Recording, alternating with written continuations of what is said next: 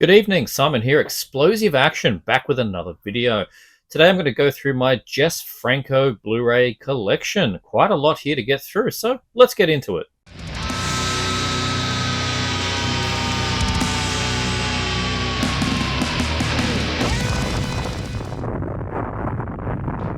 I mentioned in a update video recently that I got a bunch of Jess Franco films, a whole bunch of them in. And I wasn't going to show them in that update because I was going to do an overview video. And I thought, well, I've got the time, so now is when I'm going to do that video. So Jess Franco, if you're not aware, is or was a Spanish film director who did about 200 or so full-length feature films from 1960 through to his death in 2013. And he did play in a lot of genres. He did some action films, he did some Euro spy films, he did some comedies and things, but he's mostly known for his, let's say, titillating horrors and just otherwise Euro sleaze. And I've been getting into his stuff in a big way. I've got these piles here of what I've been collecting, and I'm nowhere near through watching all these films. I've only really watched a few, but I did want to go through the collection so far, and yeah, get some commentary going about what films I've got here. I'll just read some of the blurbs. If I've seen them, I'll talk about them. And yeah, looking forward to people's thoughts in the comments on your favorites, which ones maybe I should watch next, or ones that I'm missing that I really need to get. But let's get onto it straight away. First thing I've got is definitely worth showing, and it's one of those ones I got to hold like that because this is the fantastic Flowers of Perversion book that Stephen Thrower did on the delirious cinema of Jesus Franco, volume 2. Now there's a first volume that is seriously out of print and unobtainable at the moment. There's the back. We can really show the back a bit. This edition, I think this is the second edition, and this came out in sort of, I want to say, like 2017, something like that. There's still copies on Amazon, so you can still get this one, but you cannot get the first edition, the first book. Look at it. All the films covered here, but this I'm only just slowly getting into now. Is typical. Well, I can't show you some of these photos. Typical of Stephen Thrower. Very well researched and detailed. You are not going to get a more thorough overview of Jess Franco's films. So yeah, I would love to get the first volume of this thing, but it is not available. I did message Mr. Stephen Thrower, and he said don't pay the scalper prices. They are working on a reissue. So if you're after the volume 1, hang out. Might not be this year, might not be next year, but they're working on it. So yeah. That's the first thing I wanted to show. Now, let's just quickly get into the films here. They're roughly in chronological order. They match, I think, the letterbox lists that I was going on to get the chronological order here. Might be out here or there, but roughly in terms of the years, this is what we've got. And we start off with his first directed film, which is The Awful Dr. Orloff here on Redemption Films, Kino sublabel that I don't keep doing anymore. Generally considered the first horror film produced in Spain, The Awful Dr. Orloff launched the career of cult cinema's most colourful figure, Jesus Franco. Cloaking the story and visual style of British Gothic film, Franco injected Orloff with a kind of morbid eroticism that would become his signature and is presented here uncensored French release version. Howard Vernon stars as a diabolical surgeon who, with help of his blind minion Morpho, played by Ricardo Vale, lures beautiful women into the operating room of his stone castle so they may provide raw materials for a series of experimental face crafts for his disfigured daughter. Great sounding plot there on this one, and I'm not going to talk about the special features in these. We're going to go really quickly just to show the films themselves and talk a little bit about them on the back. So that's the first one, The Awful Dr. Orloff, not the only one in the Orloff series of films. Next one we have is The Sadistic Baron von Klaus. A series, this is from 62. I should mention the years as we go. A series of grisly murders in the remote village of Holfen convinces the locals that the town is still cursed by the spirit of the 17th century baron who maintained an elaborate torture chamber in the dungeon of his estate.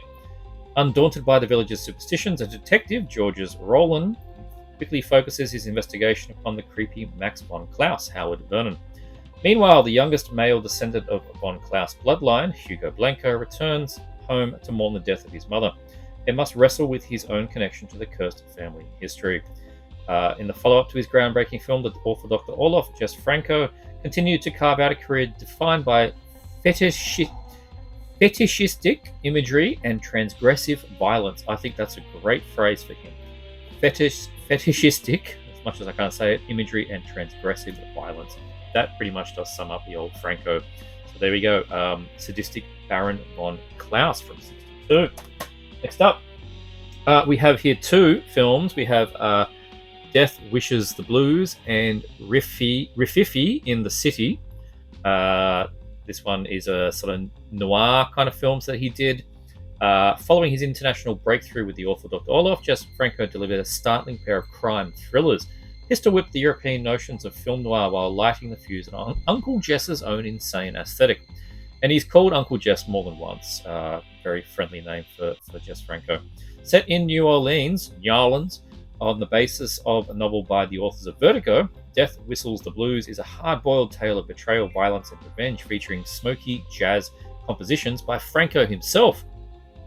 How multi-dexterous is this man? Jean Sauvaise of Rififi stars in Rififi in the City, a nihilistic trip through a pulp underworld of thugs, snitches, nightclub dames, and black-gloved giallo-style murders, giving my interest right there. Both films, which led an impressed Orson Welles to hire Franco as his assistant on Crimes at Midnight, now feature HD scans. So Franco Noir, as it says there on the top there, a lost gem.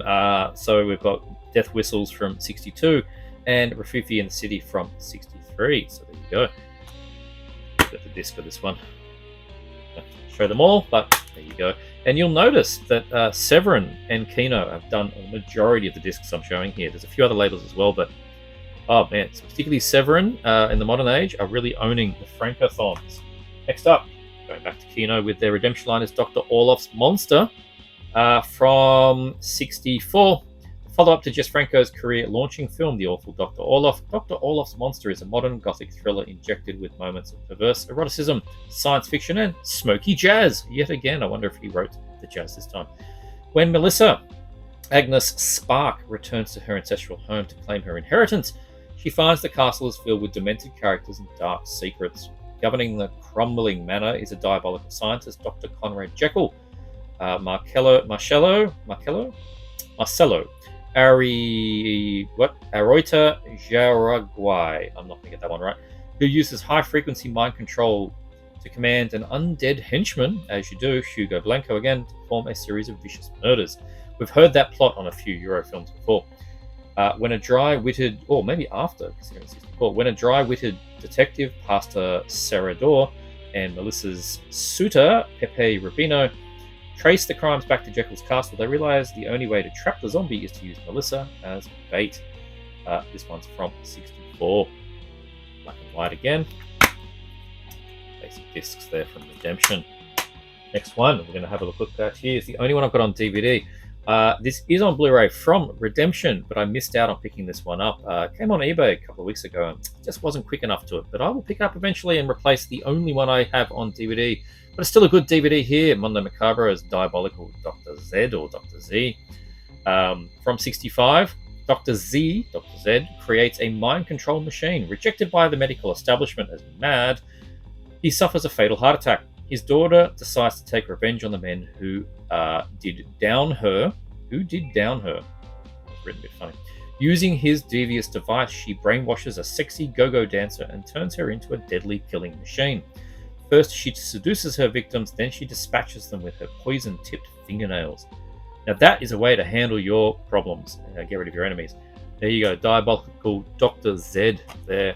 Dr. Z, my only one on DVD from Mondo Macabro. Very much like to get the upgrade for that one. Next up, this is a relatively new one. This is a Vinegar Syndrome. First time we're going to be showing them. Two for here, Kiss Me Deadly and Two Undercover Angels. These are a film and its sequel put out here by VS. We'll read both here. Two Undercover Angels, aka Sadist Erotica and Red Lips. Diana and Regina are the Red Lips, a duo of sexy sleuths who take on only the most intriguing cases.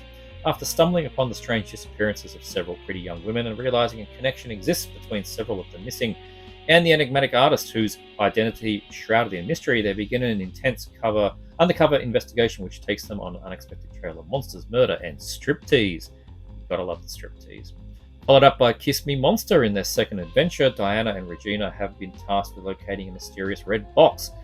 They discover they're not the only ones after its contents and find themselves at odds with a secret sect which controls a small zombie army and who are hoping to harness the power of human cloning. It's just everything, this one. The formula to which is contained within the box. As bodies, some nude and some dead, pile up, Diana and Regina race against time to stop the diabolical organization. That one sounds mad. And I love here that, as I said, we've gone from horror, we've got gothic horrors, and we've got some sexy female sleuths. So great stuff. And this one's definitely more on brand for Vinegar Syndrome, I would say. They do like their slimy sleuth films. So we have Kiss Me Monster and Two Undercover Angels. Next up, we are into 1970 now. We have Count Dracula with Christopher Lee. So Christopher Lee apparently, I don't know. I think he liked something that he saw from Franco and got involved in his films. And probably 1970, and he's definitely big on the Hammer horror films. And well, someone else was going to throw a Dracula at him, so Christopher Lee went on a short trip to Spain, I guess, and filmed this one. 1970, a cult director, Jess Franco, and screen legend Christopher Lee collaborated on what they promised would be the most faithful adaptation of Bram Stoker's novel ever filmed. From its remarkable performances, including Lee as the Count, Herbert Lom, Mark of the Devil, as Van Helsing, Soledad Miranda from Vampiros Lesbos, as Lucy Maria Rome as from Venus in Furs, as Mina, and authentic madman Klaus Kinski, authentic madman. Man, that is so accurate with him. As Reinfeld. To its lush locations and atmosphere of sinister sensuality, it remains perhaps the most spellbinding version of Dracula in movie history. Fred Williams, She Killed in Ecstasy, and Paul Muller, Nightmare Castle, co-star in this thrilling Twins of Evil and fascinating Arrow in the Head, blogs or podcast horror classic, now fully restored with a whole bunch of new features. So Count Dracula, Christopher Lee, and Franco together at last. Great stuff. Go from 1970. Next up, this one is my only local release, the umbrella release of Vampiros Lesbos. Probably his most well-known film. If you were to order the films on Letterboxd by popularity, I think this is the one you would see at the top. I've certainly heard of this film for 25 years or so.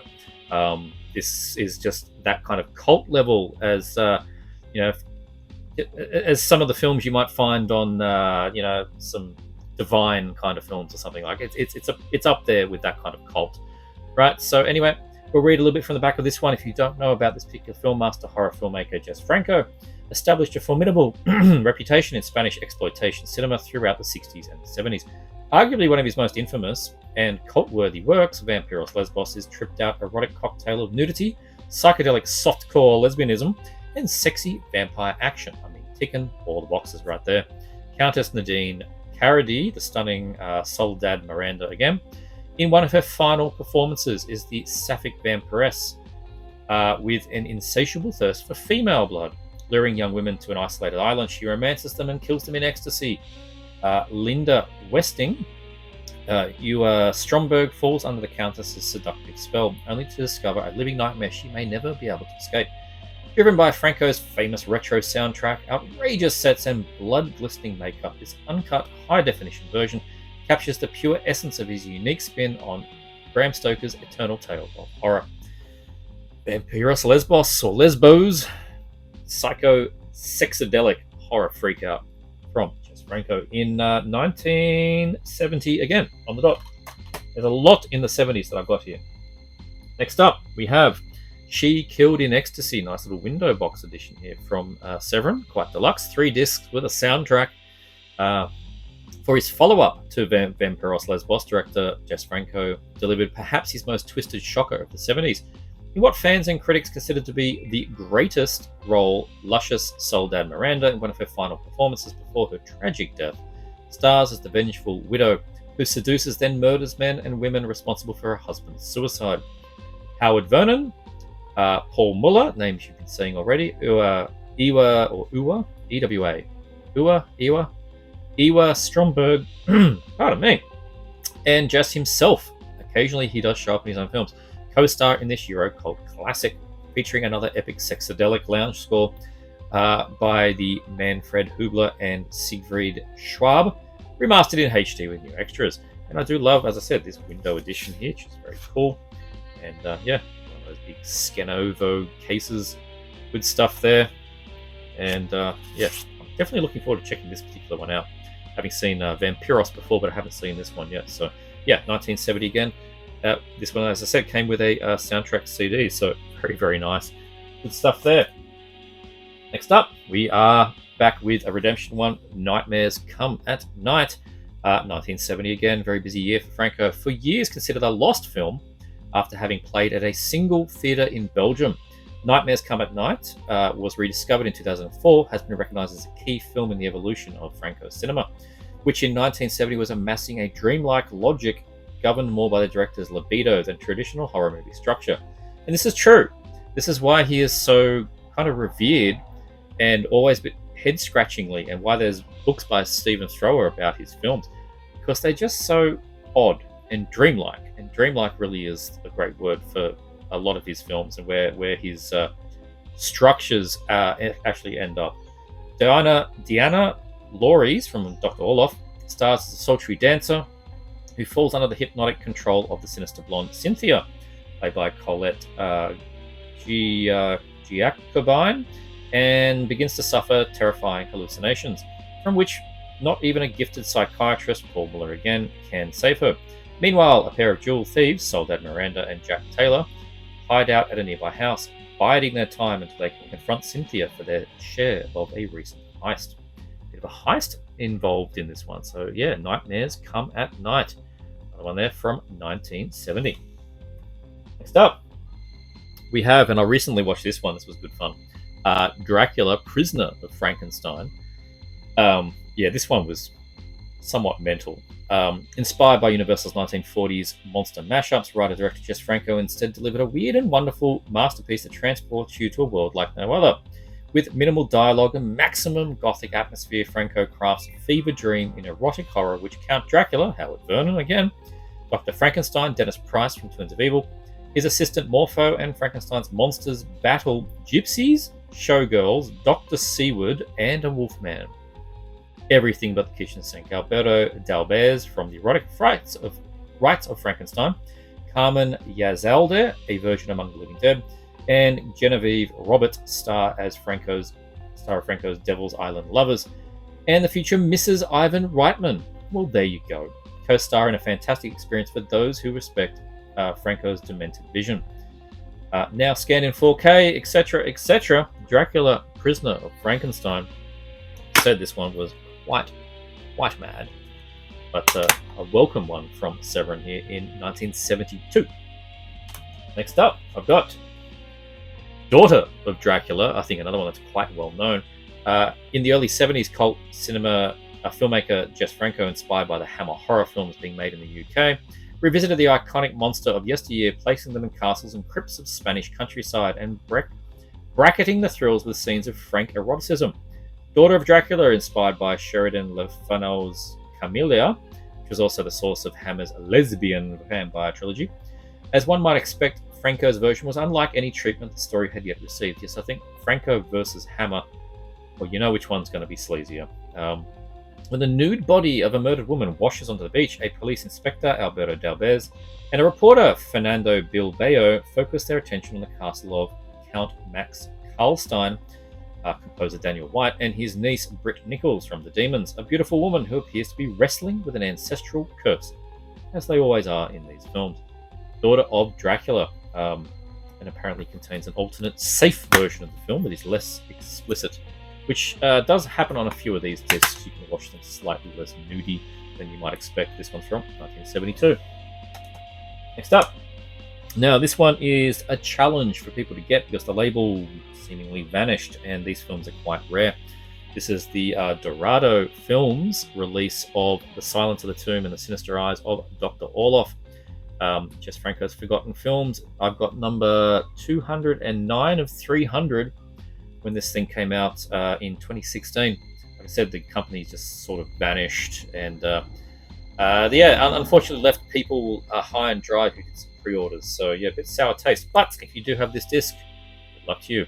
Silence of the Tomb from 72, and Isolated Island. Simple weekend getaway for a movie star and her friends turns deadly, beginning with the kidnapping of her son to a string of gruesome murders happening one by one. What does Valerie, monster at Pross, and the star's sister have to do with any of it?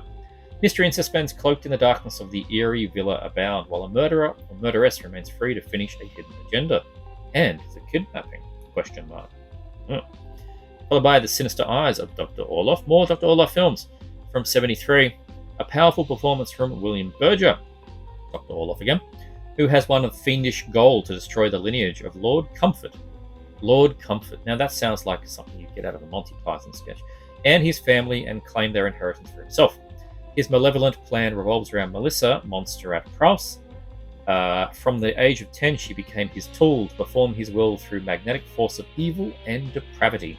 Bizarre murders and twisted plots predominate in this thrilling tale of suspense and perversity.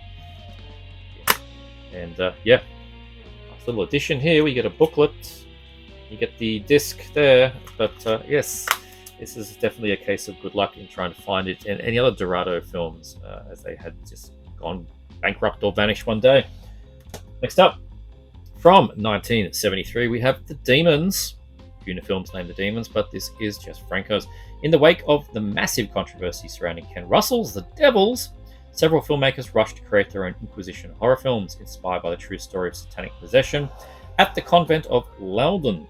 The Demons, Les Demons, is Jess Franco's stellar entry in nunsploitation canon. Love myself some nunsploitation.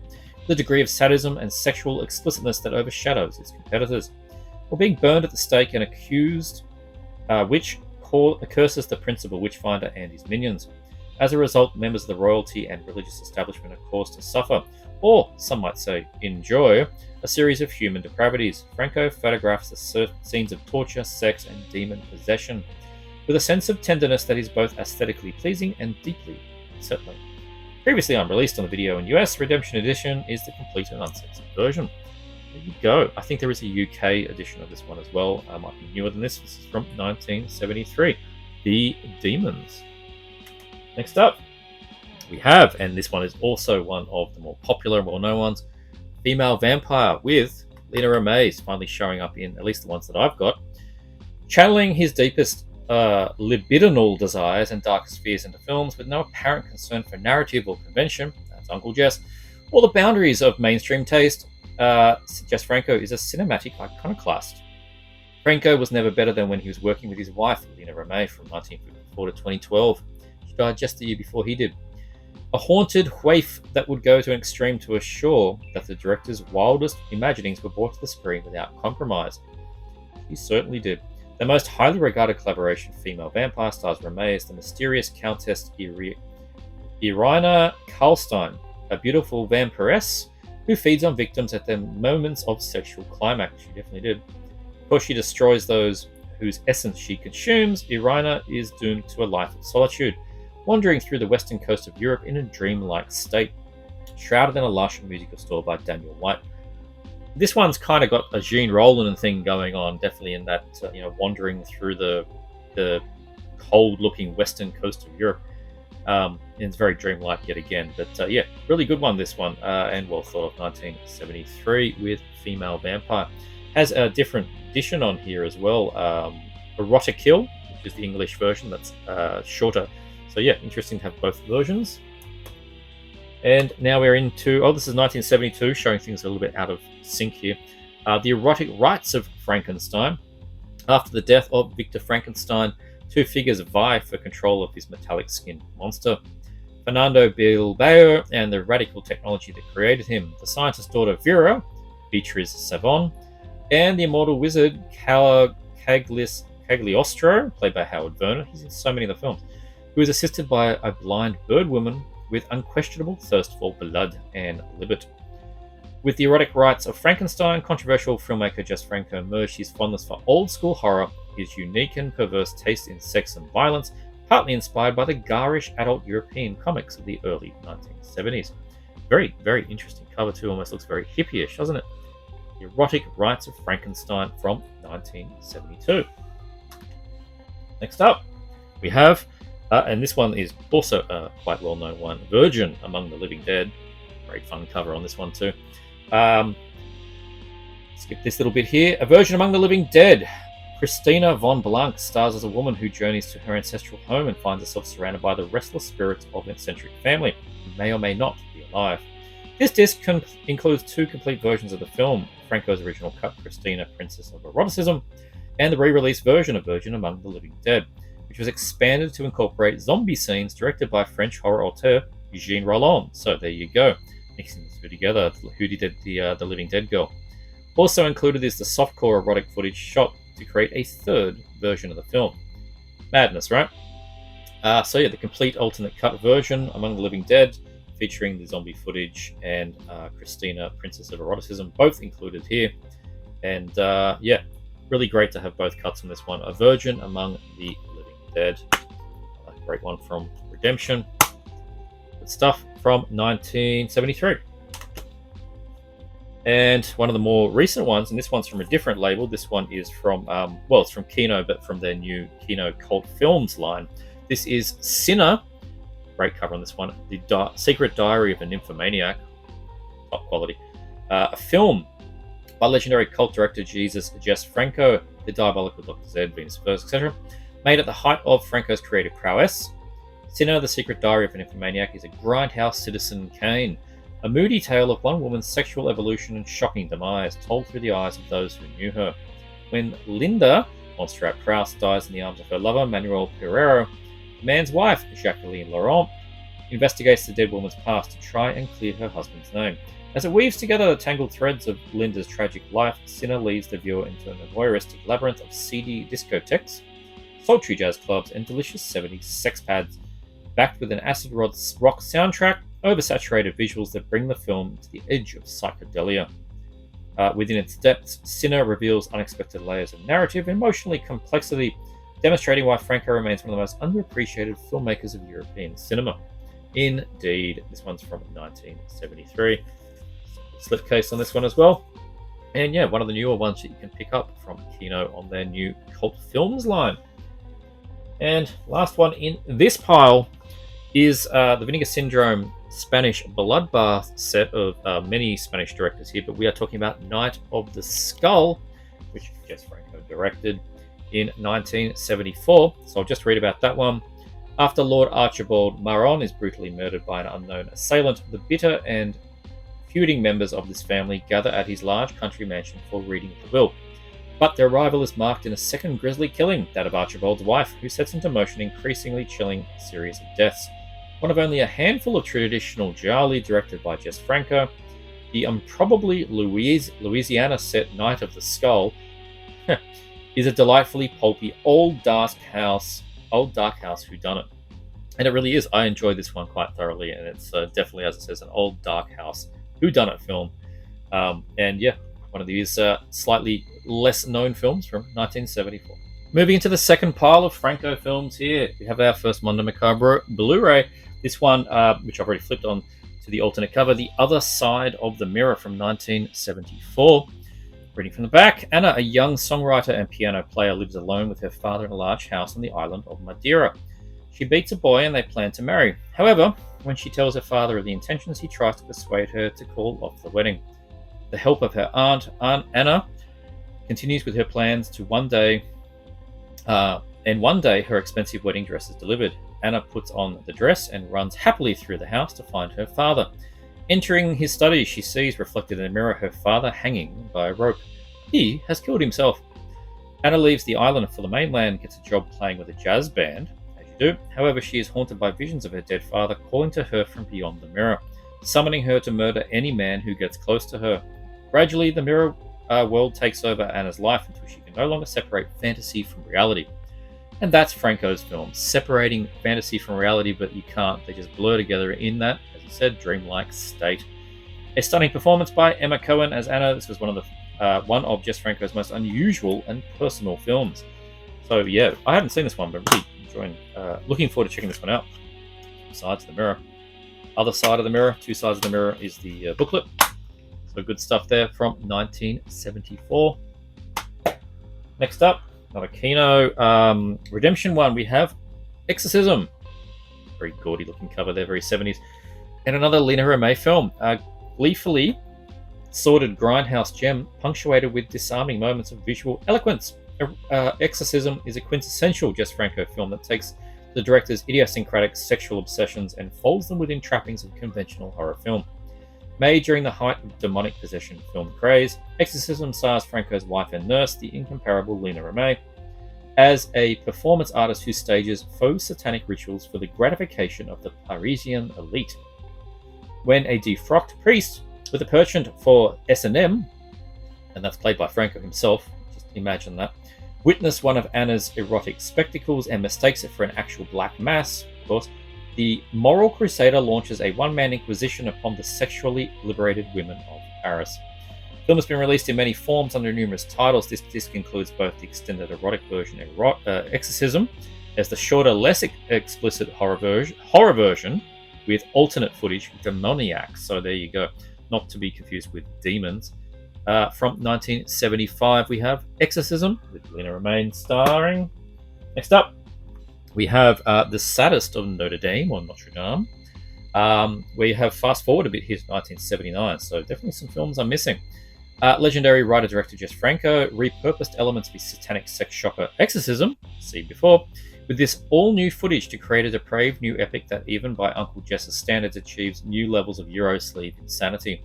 Franco himself stars as defrocked priest turned hooker-slashing psychopath, prowling the streets of Paris in a fever of violence, voyeurism, rampant nudity, S&M depravity.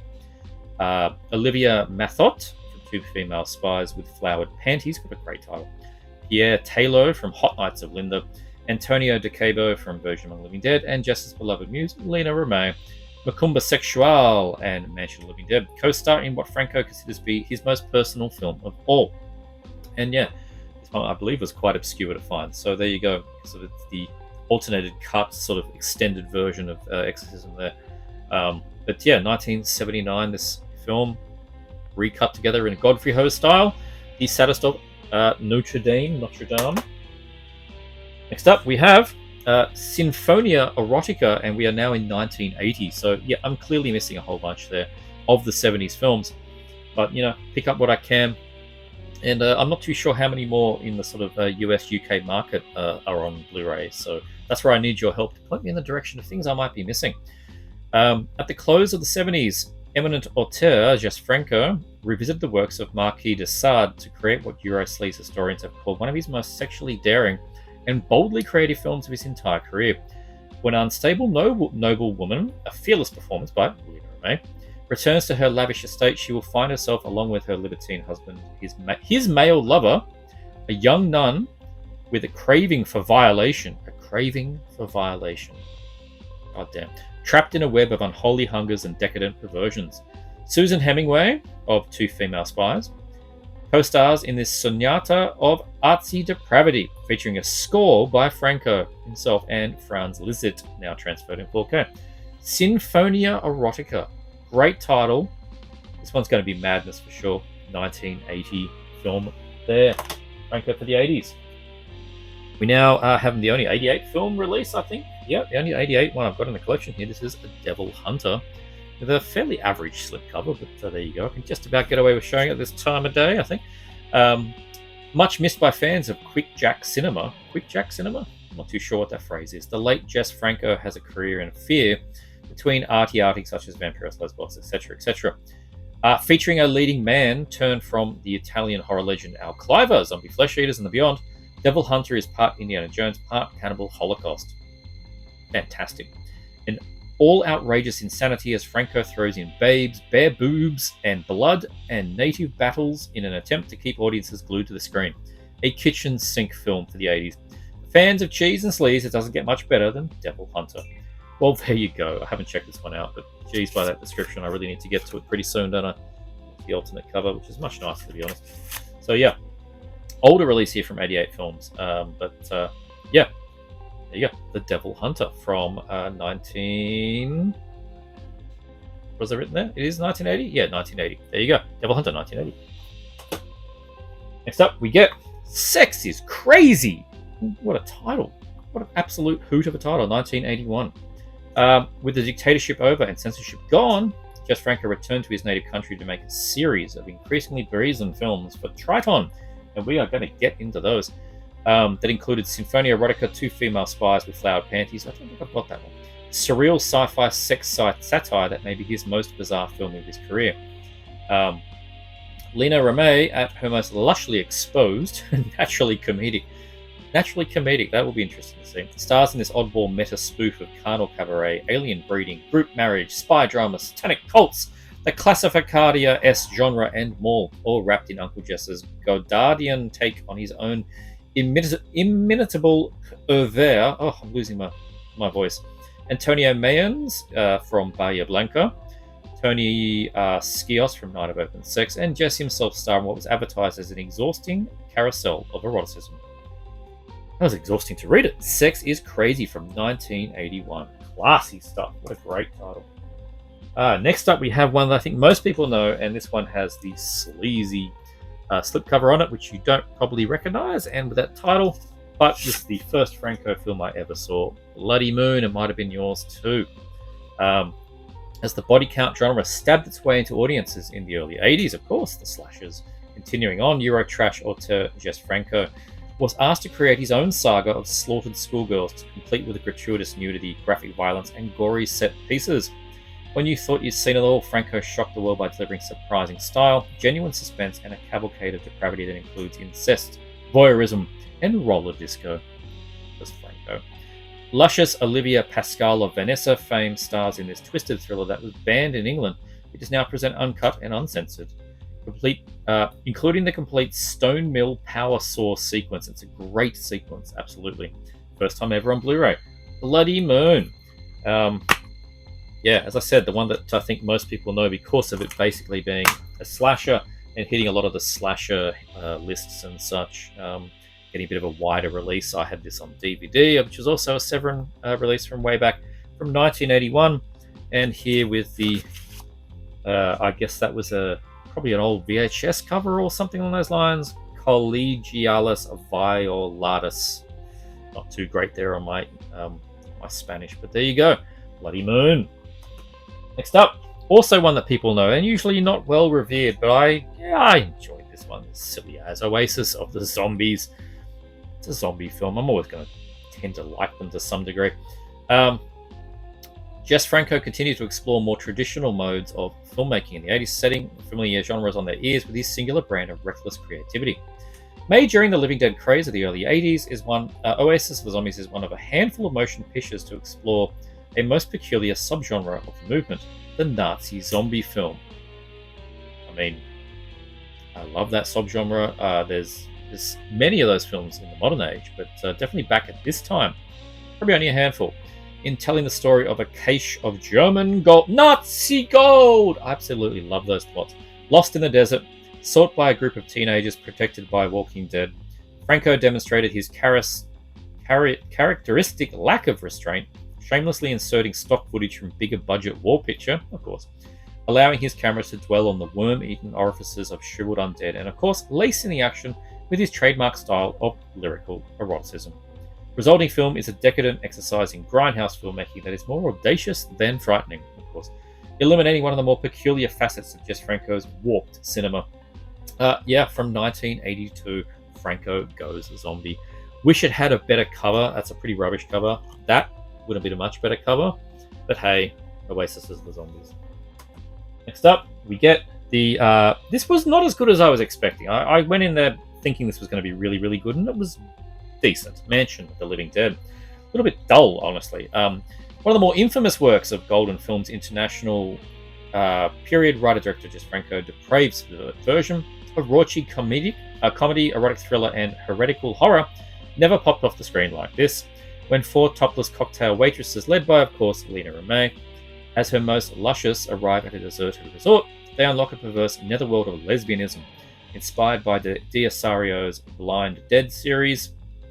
Antonio Mayans, Mari Carmen Nieto, and Albino Graziani Co-star in a fetishistic feast essential for the Francophile. Oh, that is a sentence right there.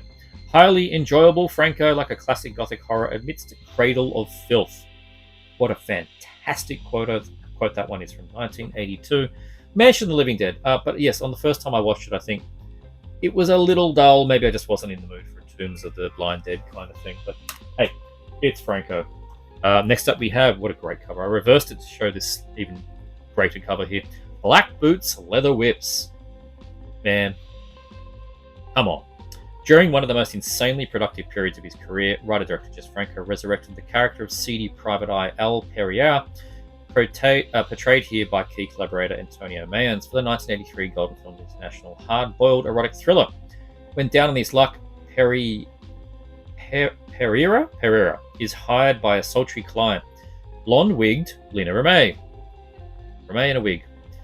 Under her pseudonym Candy Costa, for a fast buck job, he'll find himself caught in a web of seduction, murder, blackmail, polyamorous mayhem, and sadomasochistic centerpiece that is jaw-droppingly extreme, even by Uncle Jess's standards. Well, this I gotta see. Asuncion Calero and Rocio Friaxis co-star in this postmodern neo-noir Franco style. Damn, with that sleazy-ass cover as well. 1983 stuff. And I should point out, which is, should be fairly obvious, so many of the extras in these films here and these releases have Stephen Thrower involved. This one's got the In the Land of Franco part series. There's many installments of the In the Land of Franco where Stephen goes to the locations and talks about the film. But he does plenty of deep dives as well in sort of visual essays and commentary. So great stuff. Anyway, Black Boots, Leather Whip. Next up. Night of Open Sex. You get what you pay for, I think, with this one. From 1983, during the same period that he was making incredibly insane, inconfessable orgies of Emmanuel, which I've got somewhere in a box, I think. That's one in the box set. Sexual Story of O and Cries of Pleasure for Spain's Golden Films International. Jess Franco also wrote and directed his delirious hybrid of sexy caper comedy, Eurospy suspense thriller, and hard-boiled erotic noir. Prey fetish shocker complete with jaw-dropping girl-on-girl violence. Ooh. Jess's equally legendary partner muse Lina Ramay, here at her most lusciously uninhibited. Every single time they talk about her, it's at her most something. So by the last film we get to, she's got to be just exploding off the screen. Starts with Antonio Mayans again, Lorna Green, Albino Garaziani, and even Jess himself in this fast-moving, slyly humorous rarity in Night of the Open Sex. Wow, sleaze. Next up, we have. We're just the 80s here. He was just hitting these absolute sleaze things. Look at this thing, The House of Lost Women. Won't be lost for long. 1982. I must have got these ones out of order. See, they're only vaguely in order. But anyway. A year in which he reportedly shot 13 films, director Jess Franco created this blithely twisted drama that is equal parts Bunyan black comedy, over-the-top soap opera, and furiously perverse sex shocker. Lina Ramay, in her blonde Candy Costa guise, stars as a pensive young nymphomaniac whose life on a remote island with her father, stepmother, and mentally challenged sister, seethed with violence, incest, some of the most degenerative scenarios of the entire Franco canon.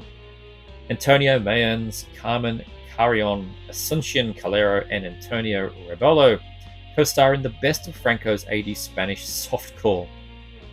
As I said, he was really getting down to it in the 80s. House of Lost Women. Ay. Which just takes you to, the hideous moustaches of Cries of Pleasure. 1982 again. Obscure by even hardcore, probably should have put an asterisk there, Jess Franco fan standards. It remains the legendary writer-director's most daring work of his early 80s erotic shocker oeuvre. Inspired by Hitchcock's Rope, Franco utilized long tales, minimal edits, and his beloved Lina Ramay at her most extreme for this Desard-induced saga of violence, depravity, psychosexual mayhem among the amoral elite. Antonio Mayans, Rocio Frixus, Elysia Vala, star in this fascinating Franco rarity from his Golden Films International period. And it's another sleaze one. I mean, the photos on the back, my god, cries of pleasure from 1982. I think you might go blind if you sat down and watched all those ones together. And I didn't have this in a box set. The box that I'm thinking of is all the Black Emmanuel films. This is, of course, Inconfessible Orgies of Emmanuel, not Black Emmanuel, just Emmanuel. Woof! God damn. Uncle Jess, I salute you. When Golden Films International requested he make an alluring Emmanuel film, director Jess Franco instead held a dark mirror to the series' sunny fantasies of sexual freedom. When a violent assault upends her uninhibited lifestyle, Emmanuel, played by Muriel Montose of Cecilia and Devil Hunter, chooses to pursue a perverse odyssey of machismo, repression, erotic degradation. Familiar 80s Franco faces and bodies including Carmen Carrion, Antonio Mayans, Asuncion Calero, and Tony Skios co-star in this surefire treasure for Franco fans. And another incredibly sleazy, I mean, it's a Emmanuel film. It comes with sleaze on the name. 1982 again. Salacious work of fetishistic sexuality, it says on the back. Amazing. And we're going back again to Severin's well of filth. We have Macumba Sexual. That's so good. Macumba Sexual. The Lawrence of Arabia of erotic horror. Yeah. Perhaps the most stunning work of his Golden Films International period, the late career masterpiece from writer-director Jess Franco can now be experienced like never before.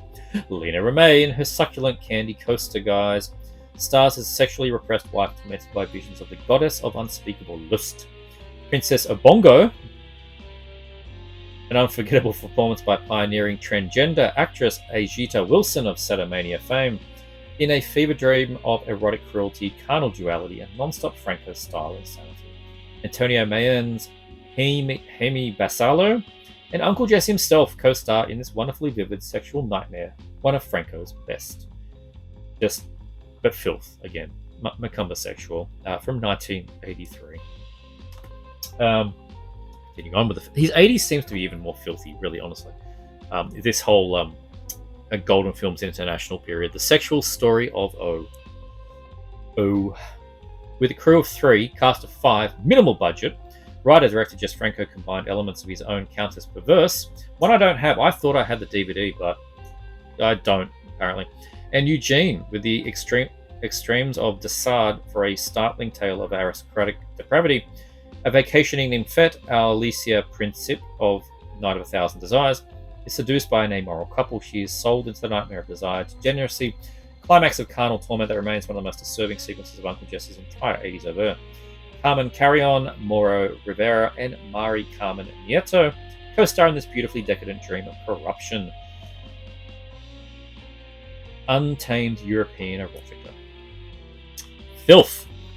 Just filth. And, filth. Right.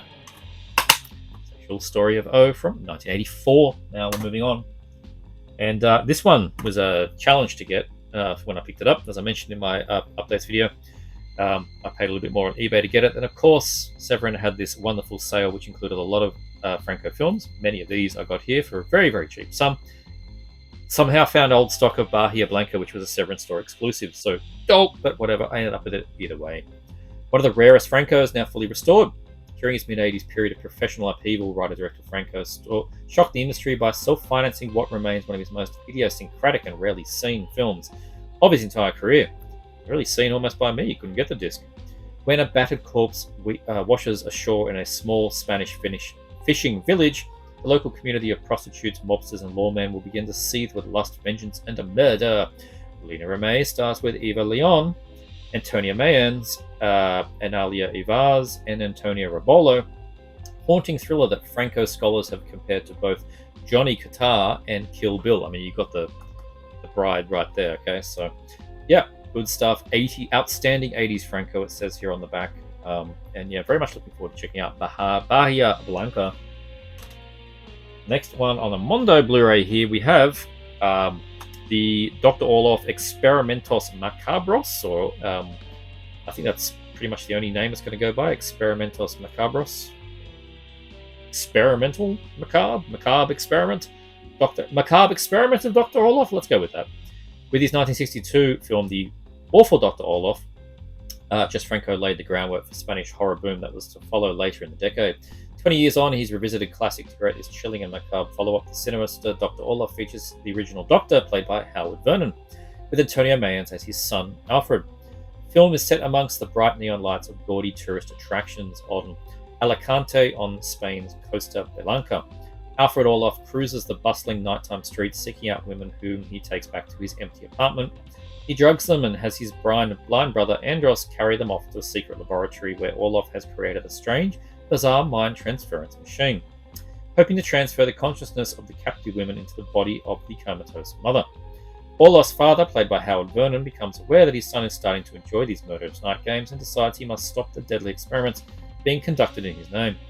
When Inspector Tanner's wife becomes the next victim, events take a tragic and unexpected turn. Great cover there. Experiment Dr. Orloff, and you get the book there, Reflections on Dr. Orloff. The Sinister Dr. Orloff is written on the disc, so let's go with that. Sinister Dr. Orloff there from 1984. Down to the last two that I own, we have Lorna the Exorcist. She's got a great photo there on the back. I don't think how scared she looks in that one. The lustful Lorna the Exorcist, haunted by erotic visions, a young woman, Lena Remay, comes to discover that her sexual possession is the result of a bargain struck by 19 years earlier between her playboy father, Guy Delorme, and an ethereal pansexual seductress, Pamela Stanford. In a parallel narrative, a visionary Dr. Franco tries to unravel this particular form of psychopathia sexualis. Psychopathia sexualis. What a great description that is. That's so good. Torments a beautiful patient, played by Catherine Laferriere. In the 70s, Jack Franco's films reached a level of voyeuristic extremes, especially when collaborating with Remay. This is from 74. This one's gotten out of order. This is not an 80s film. Told you some of these are a little bit out of order. So 1974. Wind back a little bit here. Along with shining sex and female vampire, Lorna the Exorcist demonstrates the outer limits the erotic horror film. Hallucinatory films with languorous love scenes drenched in lyrical music, punctuated with moments of stark horror. Yeah, that's Jess. That is Jess right there. Lorna the Exorcist. There you go. Another recent one here. The first one on the Kino Cult range. So yeah, stuff there from 74, not 84. I'll need to fix the sorting. And the last one I've got, which is one of the other main ones I'd seen way back in DVD age, and a good one to end on for films that you may have already seen. Faceless. Excellent. Just a general excellent film, and very sort of non-Franco, really. We're way into 1988. Big budget Euro sleaze classic inspired by The Eyes Without a Face. Director Jess Franco brought together international all-star cast, including Helmut Berger, Brigitte Lahaye, Chris Mitchum, Carolyn Munro, and Telly Savalas somehow, for a grossly depraved tale of disfigurement, dismemberment, libidinous brutes, Nazi surgeons, Paris discos, face-ripping, throat-stabbing, eyeball-piercing, and what may be Uncle Jess's most rewarding, ambiguous ending ever. Anton Diffring, Florence Guen co-star with appearances by Howard Vernon, and Lena Remay, of course, in this unapologetically graphic shocker. Glorious Franco.